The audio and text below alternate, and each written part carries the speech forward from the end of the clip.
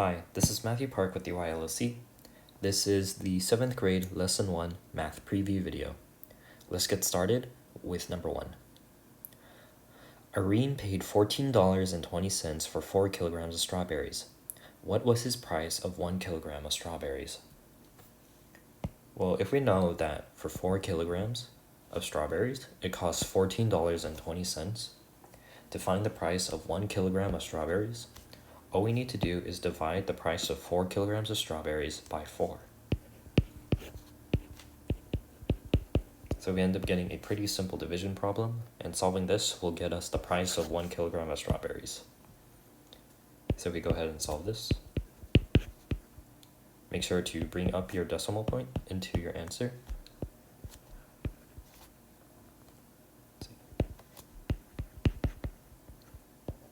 So we end up getting 3.55, making our answer B for this problem. Moving on to number 2. Solve the problem below and mark the correct answer. We have negative 48.48 divided by negative 12. We know that a negative divided by a negative will give us a positive, so our resulting answer should be positive. Other than that, this will be a pretty simple division problem with decimals again. Let me fix that here real quick. So if we go ahead and solve this, make sure you bring up your decimal point again.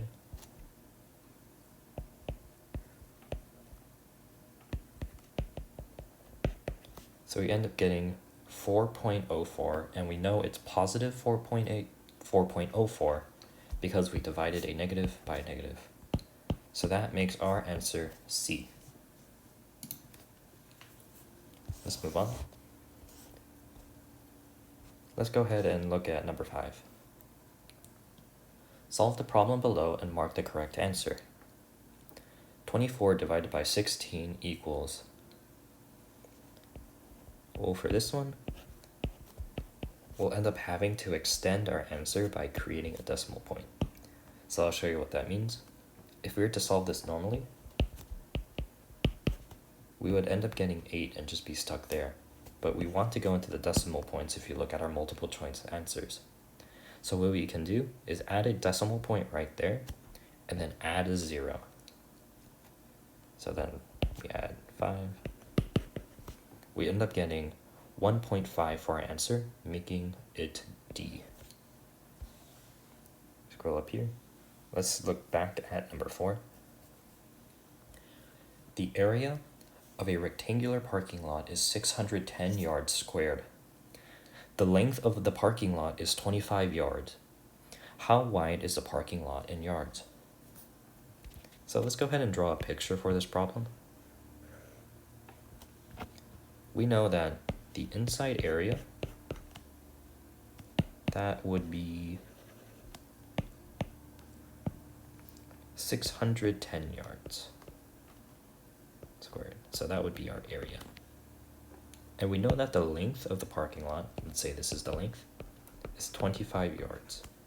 And we want to find out what the width would be. Well, the area for a rectangle, as we know, is length times width. And since we know the width and the area, we can solve a simple algebraic equation. So we know that our area is 610 yards, right there. We know that our length is 25 yards, and we're solving for W. So to solve this, all we need to do is divide 610 by 25 to get W. Let's see what this gets us. We put 2, end up getting 11 for 100. And we want to, again, extend our answer with a decimal point, add a 0, and we end up getting, our answer is 24.4, making our answer A.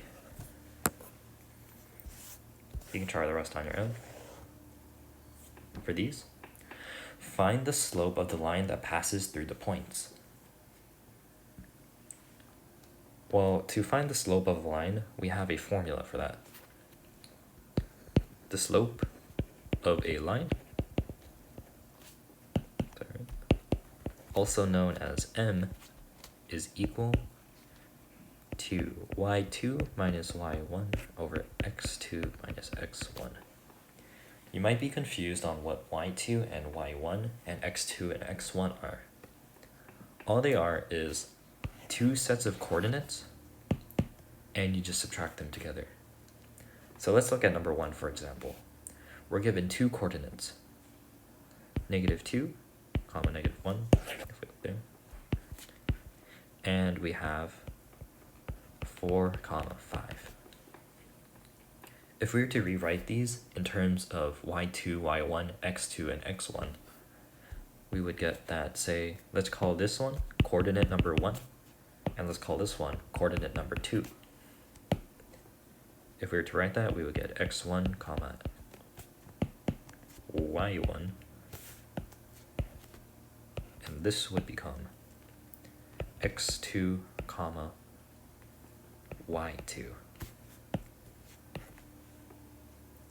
So these are interchangeable, that when we say y2, y1, x2, x1, we're really just talking about the x and y coordinates of two different sets. So again, in this case, x2 would be 4 because it is the x coordinate of the second set, while say y1 would be -1 in this case because it's the y coordinate of -1. Basically, in summary, all y2, x2, all this stuff, all it means is the x and y coordinates of either the first or second pair of coordinates you're given. So if we take the formula, it's y2 minus y1, which in this case would be 5 minus -1. And that would be divided by x2 minus x1, which in this case would be 4 minus -2. And if we solve that, we get 6 over 6, which would just be 1. That would be the slope that passes through the points. I hope this was helpful, and thank you.